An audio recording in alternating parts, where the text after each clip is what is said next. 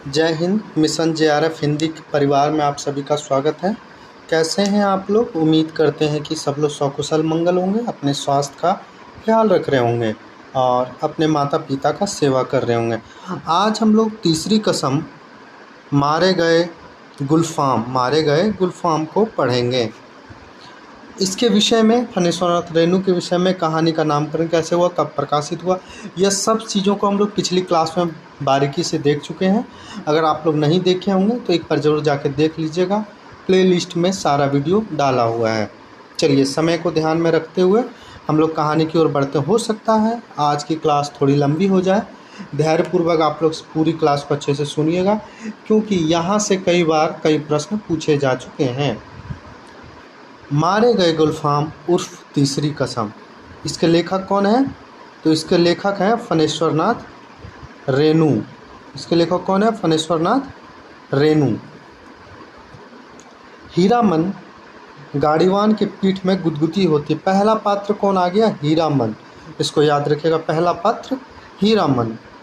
पिछले 20 साल से गाड़ी हाँकता है हीरामन। पूछ देगा कितने वर्षों से हीरामन गाड़ी हाँक रहा है, तो 20 वर्षों से गाड़ी हाँकता है। बैलगाड़ी सीमा के उस पार मौरंग राज नेपाल से धान और लकड़ी ढो चुका है। कहाँ से कहाँ तक लकड़ी ढो चुका है? मौरंग राज नेपाल से धान और लकड़ी ढो चुका है।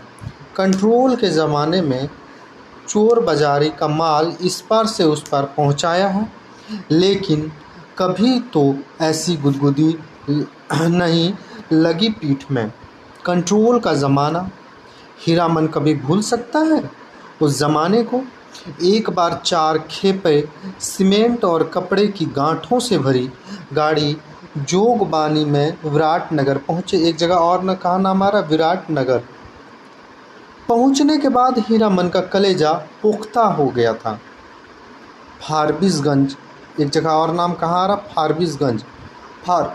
फारबिसगंज का हर चोर व्यापारी उसको पक्का गाड़ीवान मानता है।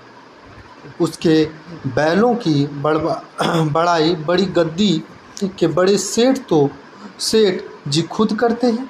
अपनी भाषा में गाड़ी पकड़ी गई 5वीं बार।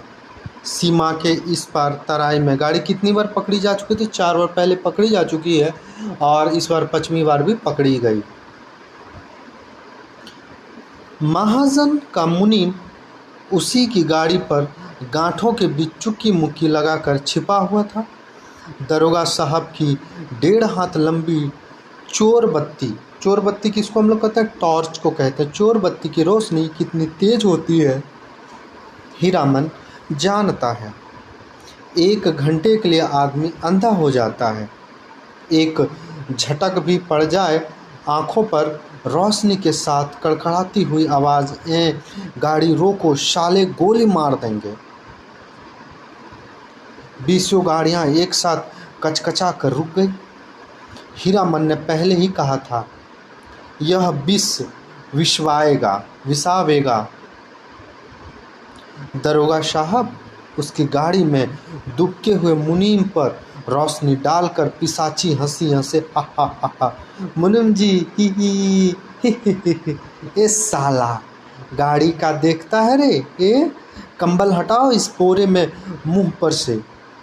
हाथ की छोटी लाठी से मुनीम जी के पेट में खोंचा मारते हुए कहता, इस बोरे को सस साला। बहुत पुरानी अक्खज अदावत होगी दरोगा साहब और मुनीम जी में।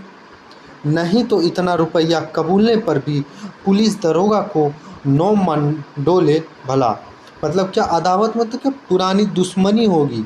इसीलिए कह रहा है कि इतने पैसे गछने के बाद भी, इतने पैसे देने की बात कहने के बावजूद भी दरोगा जी नहीं मान रहे। 4000 तो गाड़ी पर बैठे बैठे ही दे रहे हैं। लाठी से दूसरी खोंचा मारा दरोगा ने। 5000 फिर खोंचा, उतरो पहले।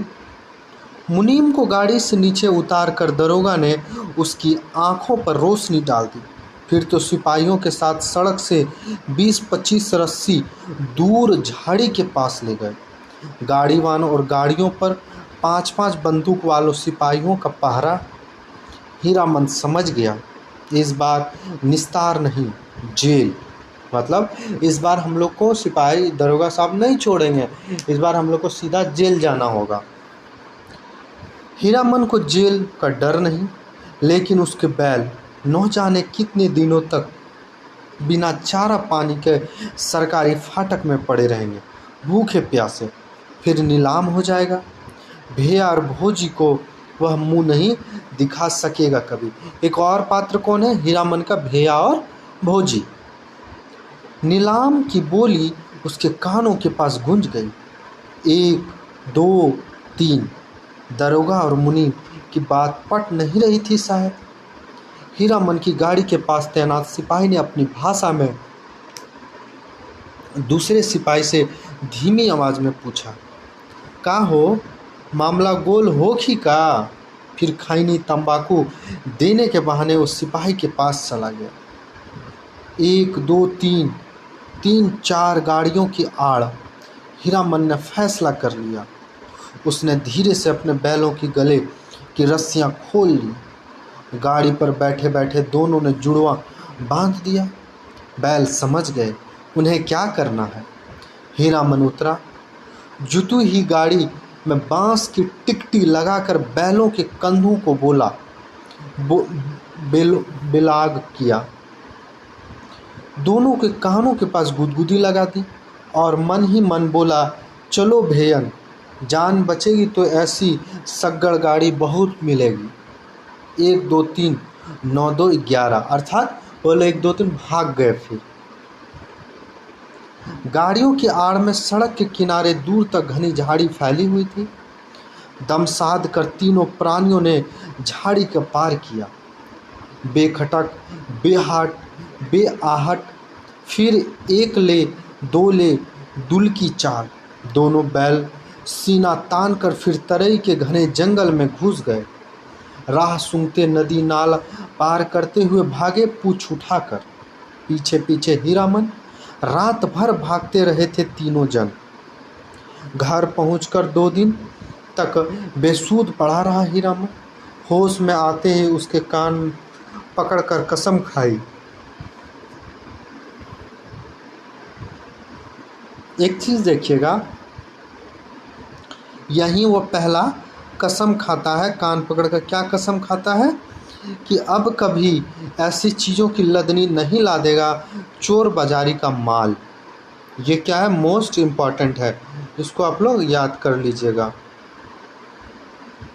बीबीआई, तौबा तौबा, पता नहीं मुनीम जी का क्या हुआ, भगवान जाने उसकी सग्गड़ गाड़ी का क्या हुआ। असली इस्पात लोहे की धुरी थी। दोनों पहिए तो नहीं, एक पहिए एकदम नया था। गाड़ी में रंगीन डोरियों का फुंदने बड़े जतन से गूंथे गए थे। 2 कसम खाई है उसने। 2 कसम क्या क्या खाई हैं, इसको मोस्ट इम्पॉर्टेंट याद रखिएगा। 2 कसम क्या क्या खाई हैं उसने? एक, चोर बाजारी का माल नहीं ला देगा, और दूसरा, बांस अपने हर भाड़ेदार से वो पहले ही पूछ लेता, चोरी चमारी चीज़ तो नहीं, और बांस लादने के लिए 50 रुपये भी दे तो कोई हीरामन की गाड़ी नहीं मिलेगी, दूसरी गाड़ी दे। यह क्या दूसरा जो है मोस्ट इम्पॉर्टेंट बात यहाँ आया। 1 सेकंड रुकिएगा।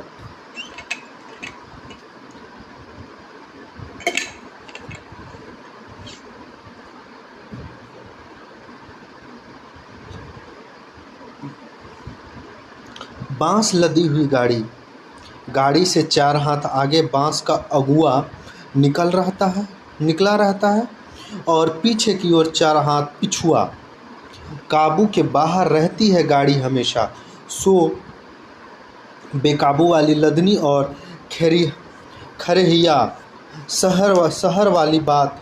30 पर बांस का अगुआ पकड़कर चलने वाले भाड़ेदार का महाब कुआं नौकरी लकड़ी स्कूल की ओर देखने लगा। बस मोड़ पर घोड़ा गाड़ी से टक्कर हो गई। जब तक हीरामन बैलों की रस्सी खींचे तब तक घोड़ा गाड़ी की छतरी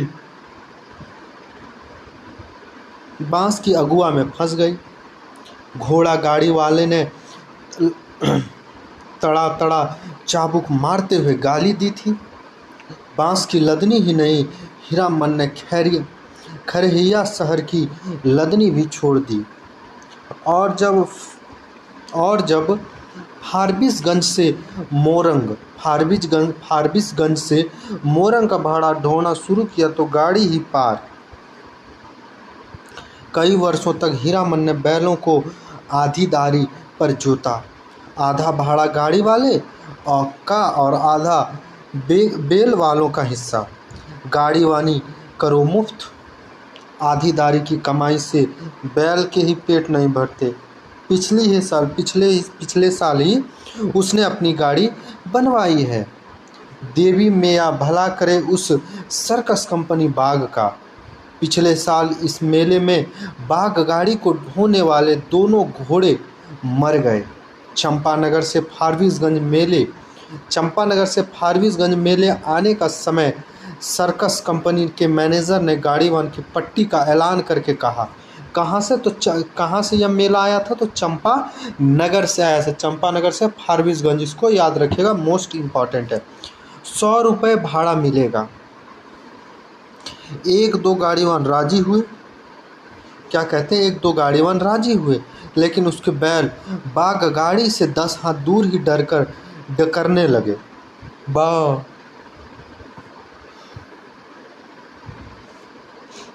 रस्सी तुड़ा कर भागे। हीरामन ने अपने बैलों की पीठ सहलाते हुए कहा, देखो भैयन। देखिएगा, एक चीज़ बार बार बैलों को हीरामन क्या कह के संबोधित करते हैं? तो भैयन कह के संबोधित करते हैं। ऐसा मौका फिर हाथ न आएगा। यही है मौका अपनी गाड़ी बनवाने का। नहीं तो फिर आधेदारी और पिंजरे में बंद बाघ का क्या डर। मोरंग की तिराई में दहाड़ते हुए बाघों को देख चुके हो। फिर पीठ पर तो मैं हूं ना। गाड़ीवानों की दल में तालियां पटपटा उठी थी एक साथ। सभी की लाज रख ली हीरामन के बैलों ने। हुक्म कर आगे बढ़ गई और बाघ गाड़ी में जुट गए। एक एक करके सिर्फ दाहिने बेल ने जुतने के बाद ढेर सा पेशाब किया। हीरामन ने 2 दिन तक नाक से कपड़े की पट्टी नहीं खोली थी। बड़ी गद्दी पर बैठे गद्दी के बड़े बड़े सेठ जी की तरह नकबंदी लगाए बिना घबराइन गंध बर्दाश्त नहीं कर सकता कोई। बाग गाड़ी की गाड़ीवान की ही हीरामन ने क्या कह रहे, यह कथन पूछा था। बाग गाड़ी की गाड़ीवानी ही की किसने? हीरामन। तो बाग गाड़ी सा गाड़ीवानी किने किया? तो हीरामन ने किया था। कभी ऐसी गुदगुदी नहीं लगी पीठ में। आज रह कर उसकी गाड़ी में चंपा का फूल महक उठता है। पीठ की गुदगुदी लगने पर वह ओंगछे से पीठ झाड़ लेता। हीरामन को लगता है 2 वर्ष से चंपानगर मेले की भगवती मैया उस पर प्रसन्न है। पिछले साल बाग गाड़ी जुट गई। नगद 100 रुपये भाड़े के अलावे बुताद चाय बिस्किट और रास्ते भर बंदर भालू और जोकर के तमाशे देखा सो फोकट में। और इस बार अपनी जनानी सवारी औरत है या चंपा का फूल, जब से गाड़ी महक रही है। क्या कह रहे हैं कि उन्होंने सब चीज़ का वो कर लिया था सवारी। इस बार वो चंपानगर से किन की सवारी की है? तो वह किसी औरत की सवारी की है। कच्ची सड़क, एक छोटे से खंडक में गाड़ी का दाहिना पहिया बेमो के हिचकोला खा गया। हीरामन की गाड़ी से एक हल्की सिस की आवाज़ आई। हीरामन के दाहिने बेल ने दुलाती से पीटते हुए कहा, साला क्या समझता है, बोरे की लदनी है क्या? आह, मारो मत। अनदेखी औरत की आवाज़ से हीरामन को अचरज में डाल दिया। बच्चों की बोली जैसे मोहनी फेनुगिलासिस बोली, यानी कि मोहनी, वो उस औरत की आवाज़ को क्या कहा गया है? फेनुगिलासी का बोली, फेनुगिलासी। इसको याद रखिएगा। मथुरा मोहन नौटंकी कंपनी में लैला बनने वाली हीराबाई का नाम किसने नहीं सुना होगा भला। तो यह जो थी हीराबाई किस कंपनी की, नौटंकी कंपनी की थी, तो मथुरा मोहन नौटंकी कंपनी की थी। यह पूछा भी जाता है कि हीराबाई जो है वह किस नौटंकी कंपनी से उनका संबंध था और वह किस नौटंकी कंपनी के लिए काम करने जा रही थी। किस कंपनी से किस कंपनी में जा रही थी, तो मथुरा नौटंकी कंपनी से वह जा रही थी। आगे हम लोग देखेंगे किस कंपनी में वो गई थी। लेकिन हीरामन की बात निराली है। उसने 7 साल तक लगातार मेलों की लदनी लादी है। कितने सालों तक मेलों की लदनी लादी है, तो 7 साल तक पूरे लादी है। इसको याद रखिएगा, मोस्ट इम्पॉर्टेंट। कभी नौटंकी थिएटर या बाइस्कोप सिनेमा नहीं देखा। लैला या हीराबाई का नाम भी उसने नहीं सुना कभी। देखा भी क्या, देखने की क्या बात। सो मेला टूटते ही 15 दिन पहले आधी रात को बैल में काली ओढ़नी की लिपटी औरत को देखकर उसके मन में खटका अवश्य लगा था। बक्सा ढोने वाले, क्या कह रहे हैं, बक्सा ढोने वाले नौकर से गाड़ी भाड़ा का मोल मुलाई करने की कोशिश की तो ओढ़नी वाले ने सिर हिलाकर मना कर दिया। हीरामन ने गाड़ी जोतते हुए नौकर से पूछा, क्यों भैया, कोई चोरी चमारी का माल वाल तो नहीं। हीरामन को फिर अचरज हुआ। बक्सा ढोने वाले आदमी ने हाथ से इशारे से गाड़ी हाँकने को कहा और अंधेरे में गायब हो गया। हीरामन को मेले में तंबाकू बेचने वाली बूढ़ी की काली साड़ी याद आई थी। ऐसे में कोई क्या गाड़ी हाँके। एक तो पीठ में गुदगुदी लग रही है, दूसरे रह रह कर चंपा का फूल खिल जाता है उसकी गाड़ी में। बैलों को डांटो तो इस बीस करने लगती है उसकी सवारी। औरत अकेली, तंबाकू बेचने वाली बूढ़ी नहीं। आवाज़ सुनने के बाद वह बार बार मुड़कर टप्पर में एक नज़र डाल देता है, अंगोछे से पीठ झाड़ता है। भगवान जाने क्या लिखा है इस बार उसकी किस्मत में। गाड़ी जब पूरब की ओर मुड़ी, एक टुकड़ा चांदनी उसकी गाड़ी में समा गई। सवारी की नाक पर एक जुगनू जगमगा उठा। हीरामन को सब कुछ रहस्यमय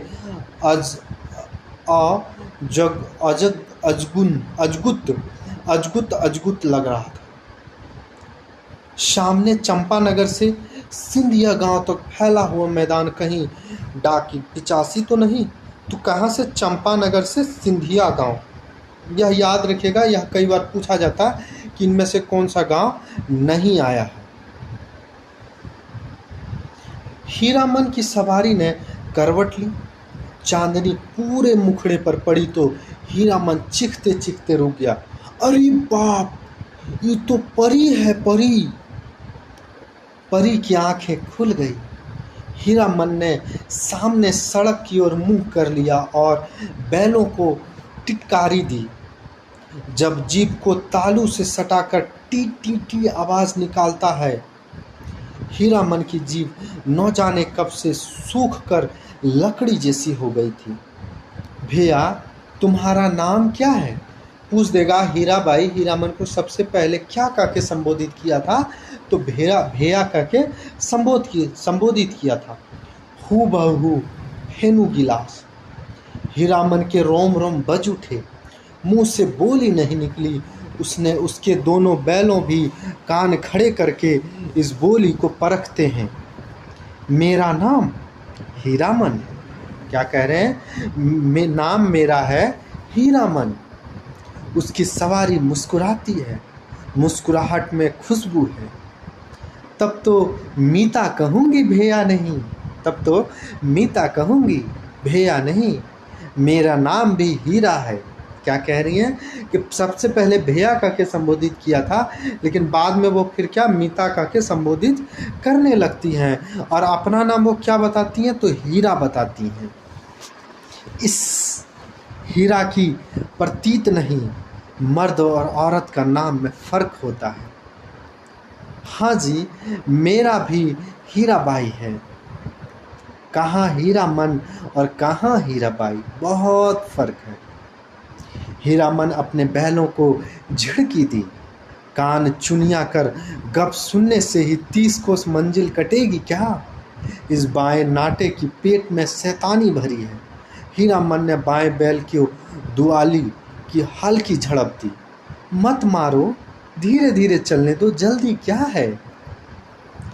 हीरामन के सामने सवाल उपस्थित हुआ। वह क्या कहकर गप करे हीराबाई से? तोहे काहे आहा उसकी भाषा में बड़ों का आहा अर्थात आप कहकर संबोधित किया जाता है। कचराही बोली में 2-4 सवाल जवाब कर सकते हैं। दिल खोल गप तो गांव वाले की बोली में ही की जा सकती है किसी से। आश्विन कार्तिक के भोरे में छा जाने वाली कुहासे से हीरामन को पुरानी चीड़ है। बहुत बार वह सड़क भूलकर भटक चुका है, किंतु आज भोर की इस घने कुहासे में भी वह मग्न है। नदी के किनारे धन खेतों से फूले हुए धान के पौधों की पवनियां गंध आती है। परो पावन के दिनों में ऐसे ही सुगंध फैली रहती है। उसकी गाड़ी फिर चंपा के फूल खिला। उस फूल में एक परी बैठी है जो जे भगवती। हीरामन ने आंख की कनखियों से देखा। उसकी सवारी मीता हीराबाई की आंखें गुजुर उसको हेर रही हैं। हीरामन के मन में कोई अजानी रागनी बज उठी। सारी देह सिरसिरा रही है। बोला, बैल को मारते हैं तो आपको बहुत बुरा लगता है ना? हीराबाई ने परख लिया, हीरामन सचमुच हीरा है। 40 साल का हट्टा कट्ठा काला कलूटा देहाती नौजवान अपनी गाड़ी और अपने बैलों के सिवाय दुनिया की किसी और बात में विशेष दिलचस्पी नहीं लेता। यानी कि वह हीरामन कितने वर्षों का है? तो कुल 40 वर्ष उसके हो चुके हैं। घर में बड़ा भाई है। हीरामन के घर में कौन है? बड़ा भाई है, खेती करता है, बाल बच्चे वाला आदमी है। हीरामन भाई से बढ़कर भाभी की इज्जत करता है, भाभी से डरता भी है। हीरामन की भी शादी हुई थी बचपन में ही। गौने के पहले दुल्हनिया मर गई। यानी पूछ देगा, हीरामन की क्या शादी हुई थी? हाँ, लेकिन गोना होने से पहले उसकी पत्नी की मृत्यु हो गई थी। हीरामन को अपनी दुल्हन का चेहरा याद नहीं। दूसरी शादी न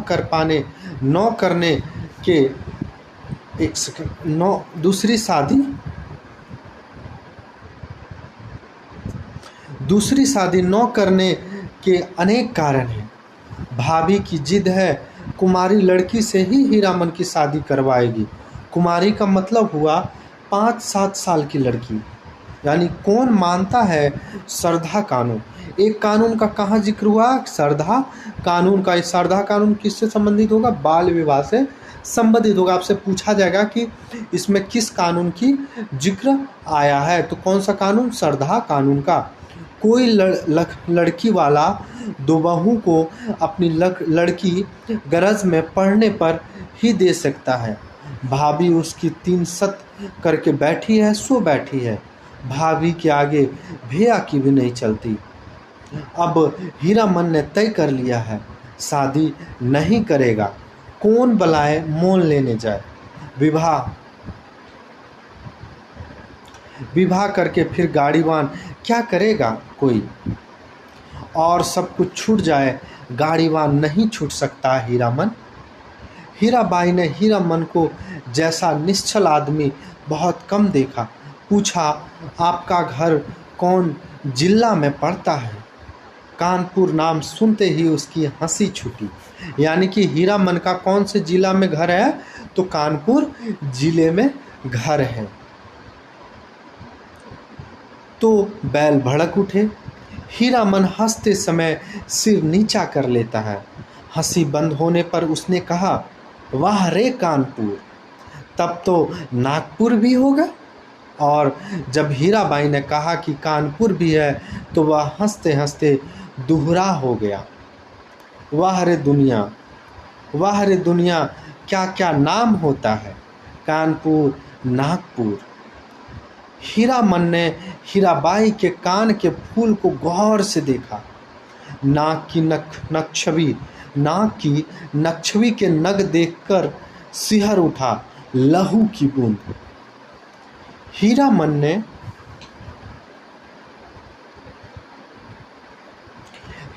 ने हीराबाई का नाम नहीं सुना कभी।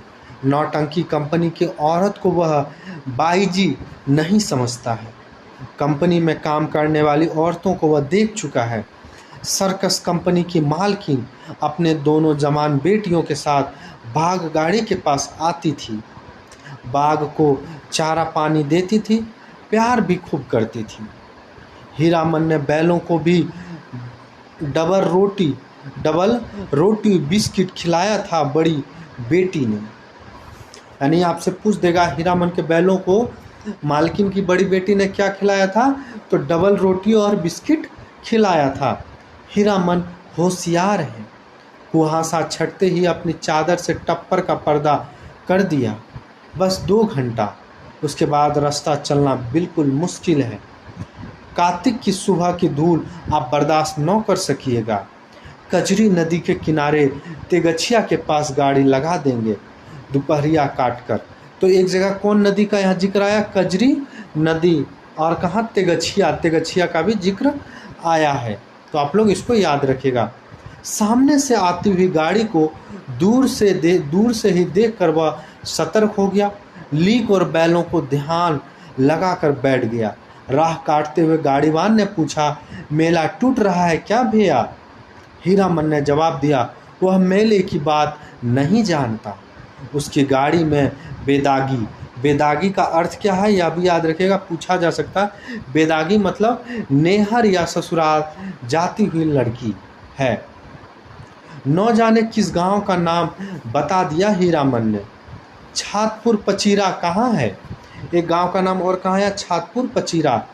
कहीं हो, यह लेकर आप क्या करिएगा? हीरामन अपनी चतुराई पर हंसा। पर्दा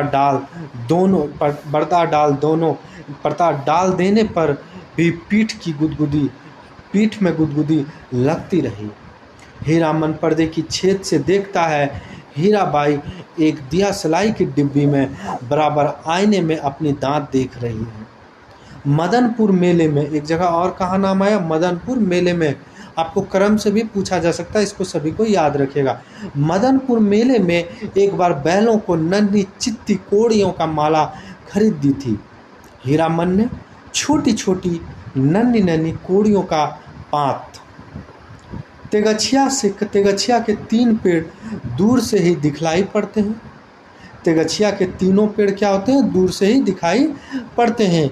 हीरामन ने पर्दा को जरा सरकाते हुए कहा, देखिए यही है तेगछिया।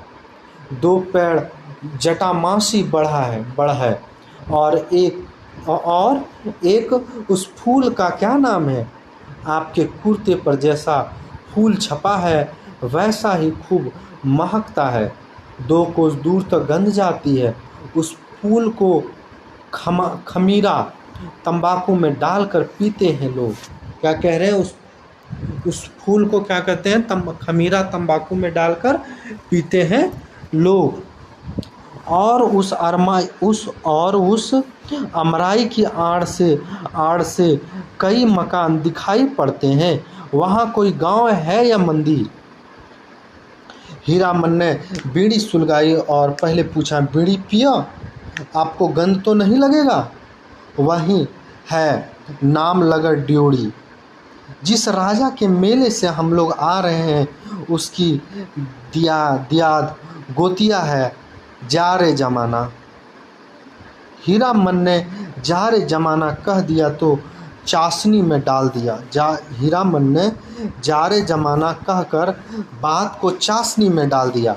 हीरामन ने टप्पर का पर्दे को तिरछे खोस दिया। हीराबाई की दंतपक्ति कौन जमाना? टुड्डी पर हाथ रखकर साग्रह बोली।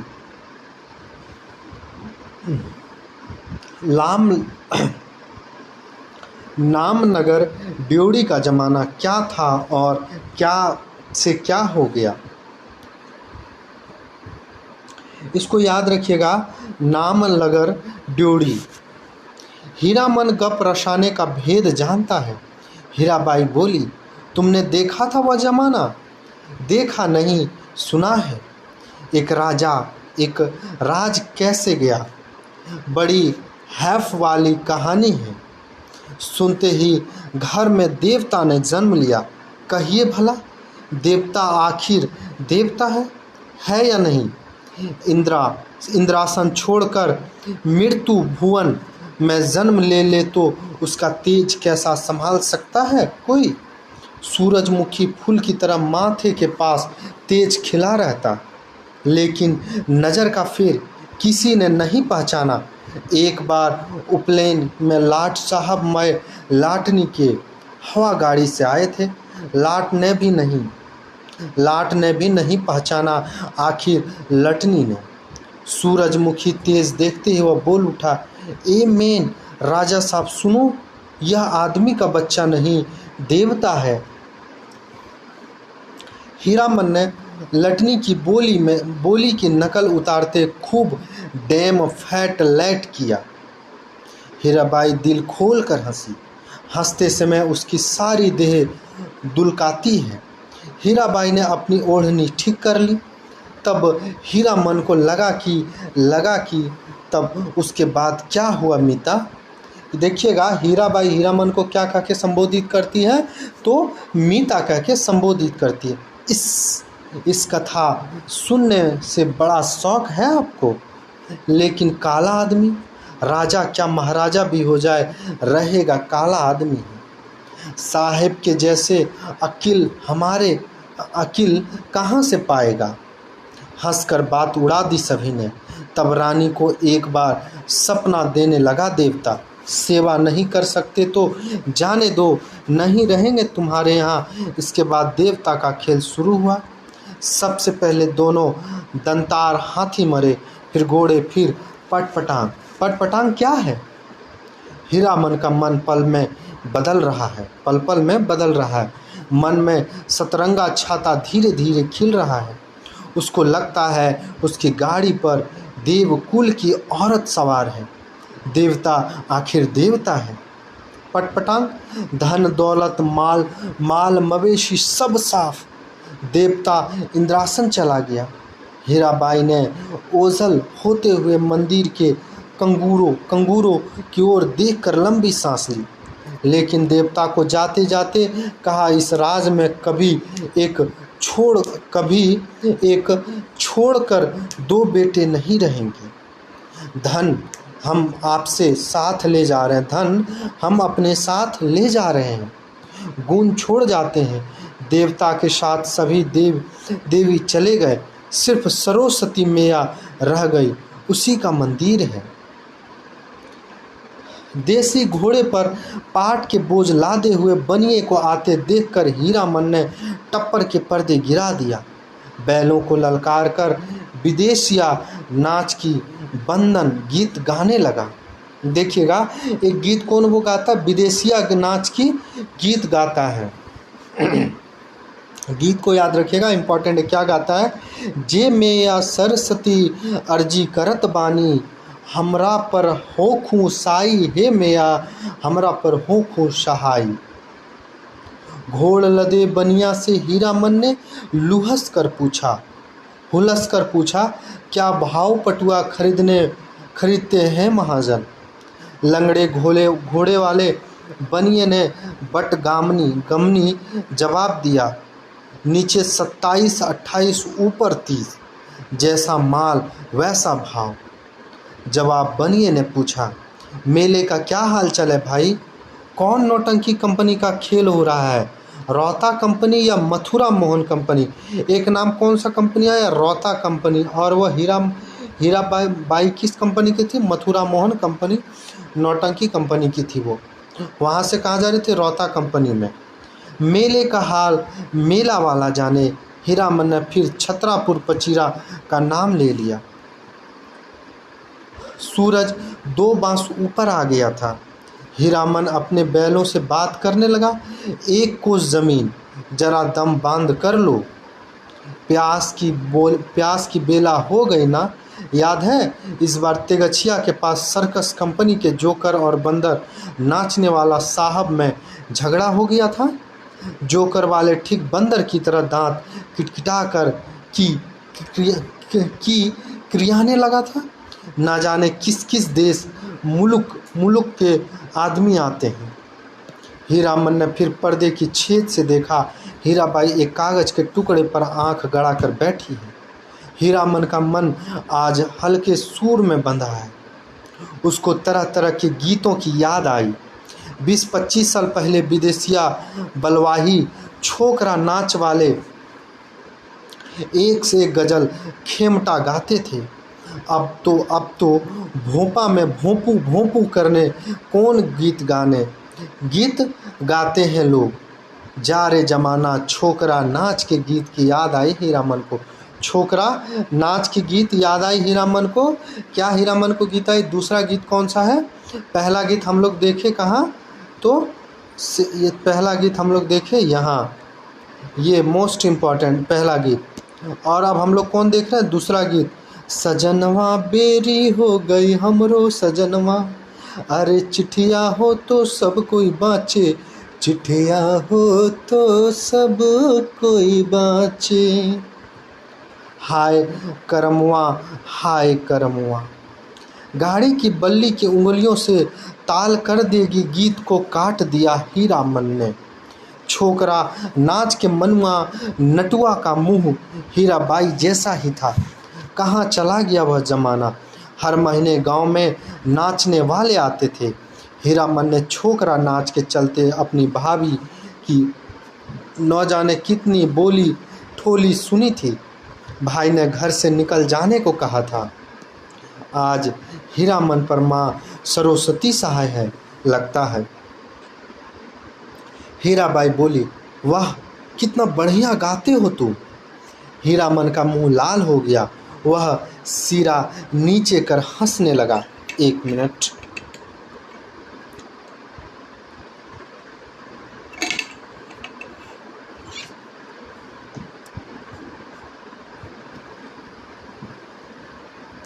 आज तेगछिया पर रहने वाले महावीर स्वामी का सहाय है हीरामन पर।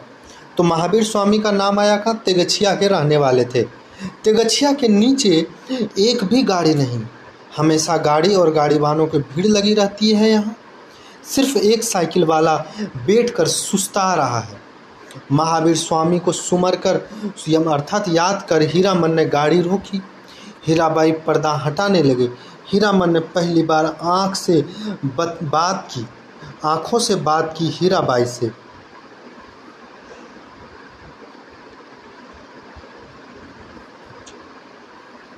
साइकिल वाला इधर ही टकटकी लगाकर देख रहा है। बैलों को खोलने के पहले बांस की टिकटी लगाकर गाड़ी को टिका दिया। फिर साइकिल वाले की ओर बार बार घूरते हुए पूछा, कहाँ जाना है? मेला कहाँ से आना हो रहा है? बिशनपुर से। एक जगह और नाम कहाँ आया? बिशनपुर। बस इतनी ही दूरी में थक गए। जा रे जवानी। साइकिल वाला दुबला पतला नौजवान मिना कर कुछ बोला और बीड़ी सुलगाकर उठ खड़ा हुआ। हीरामन दुनिया भर की निगाहों से बचाकर रखना चाहता है हीराबाई को। उसने चारों ओर नज़र दौड़ाकर देख लिया, कहीं कोई गाड़ी या घोड़ा नहीं। कजरी नदी की दुबली पतली धारा तेगछिया के पास आकर पूरब की ओर मुड़ गई। हीरामन पानी में बैठी हुई भैंसों और उसकी पीठ पर बैठे हुए बगुलों को देखती रही। हीरामन बोला, जाइए घाट पर मुंह हाथ धो आइए। हीराबाई गाड़ी से नीचे उतरी। हीरामन का कलेजा धड़क उठा। नहीं, पांव सीधे हैं, टेढ़े नहीं। लेकिन तलुआ इतना लाल क्यों है? हीराबाई घाट की ओर चली गई। गांव की बहू बेटी की तरह सिर नीचा कर के धीरे धीरे, कौन कहेगा कि कंपनी की औरत है, औरत कहीं औरत नहीं लड़की शायद कुमारी ही है। हीरामन टिकटी पर टिकी गाड़ी पर बैठ गया। उसने टप्पर में झांक कर देखा। एक बार इधर उधर देखकर हीराबाई के तकिए पर हाथ रख दिया, फिर तकिए पर केहूने डालकर झुकता गया। खुशबू उसकी देह में समा गई। तकिए के गिलाफ में ढके फूलों पर उंगलियों को छूकर उसने सूंघा। हाय रे हाय, इतनी सुगंध! हीरामन को लगा एक साथ 5 चीलम गांजा फूंक कर वह उठा है। हीराबाई के छोटे आईने में उसने अपना मुंह देखा। आंखें उसकी इतनी लाल क्यों? हीराबाई लौट कर आई तो उसने हंस कर कहा, अब आप गाड़ी पर पहरा दीजिए, मैं आता हूँ तुरंत।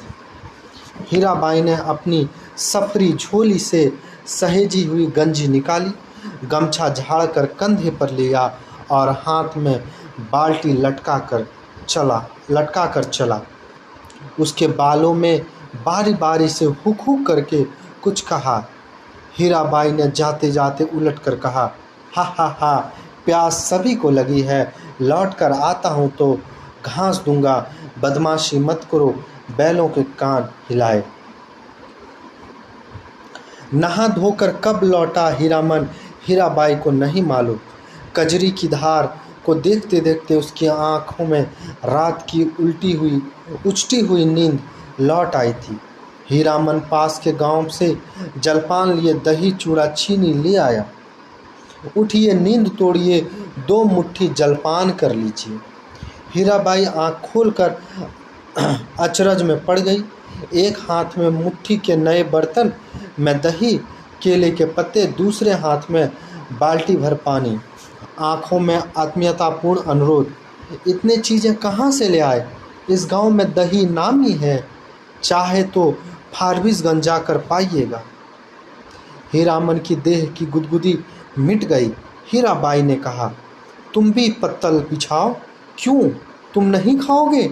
तो समेट कर रख लो अपने झोली में, मैं भी नहीं खाऊंगी। इस हीरामन लजा कर बोला, अच्छी बात, आप खा लीजिए, पहले पीछे क्या, तुम भी बैठो। हीरामन का जी जुड़ गया।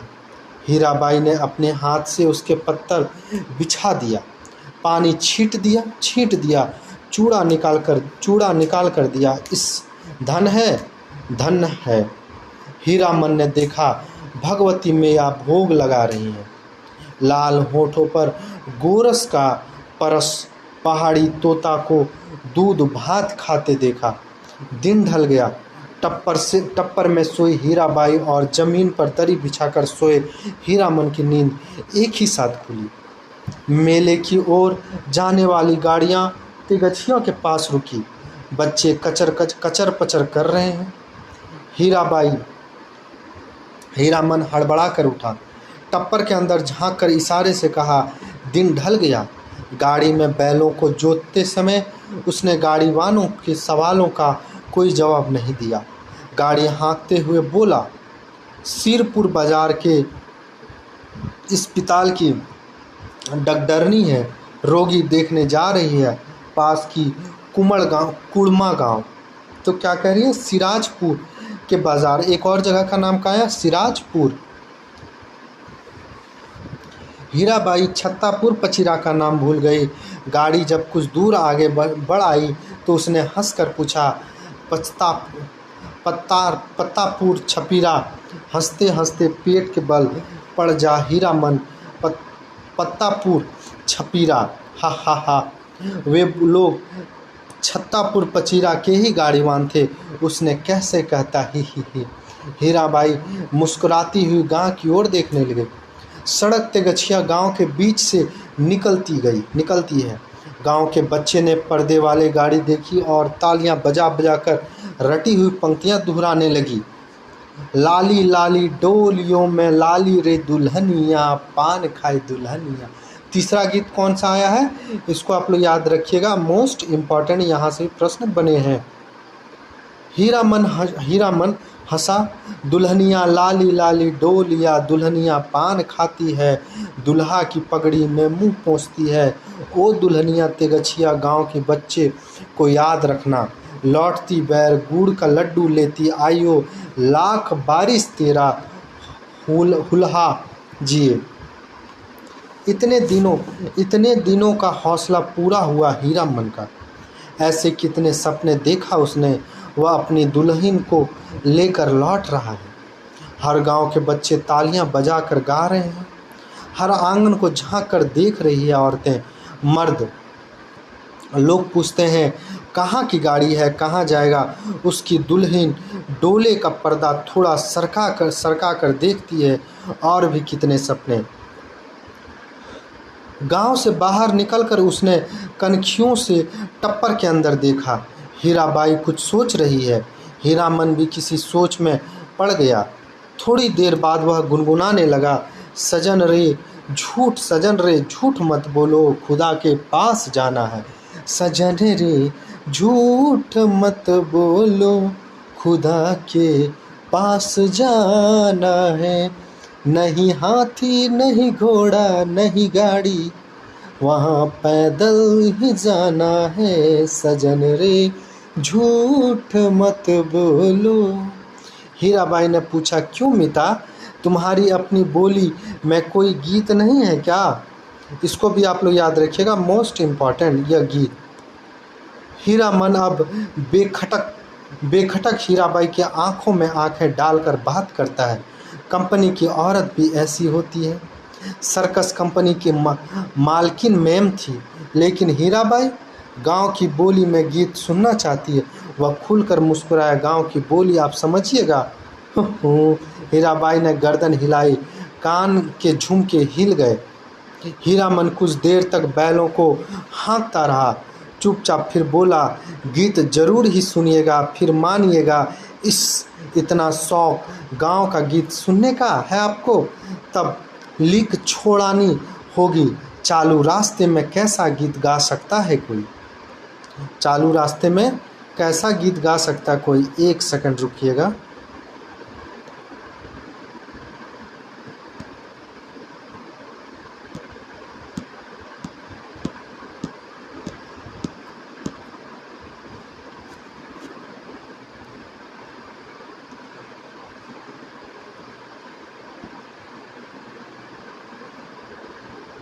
अब हम लोग जो है हीरामन कुछ देर तक बैलों को हाथा, वो क्या कहते हैं, गांव की बात गांव के भाषा में सुनना चाहती है। आज की क्लास यहीं रहने देते हैं, अगला क्लास हम लोग कल देखेंगे, क्योंकि ये बहुत लंबी कहानी एक बार में पूरा नहीं हो सकता है। जय हिंद।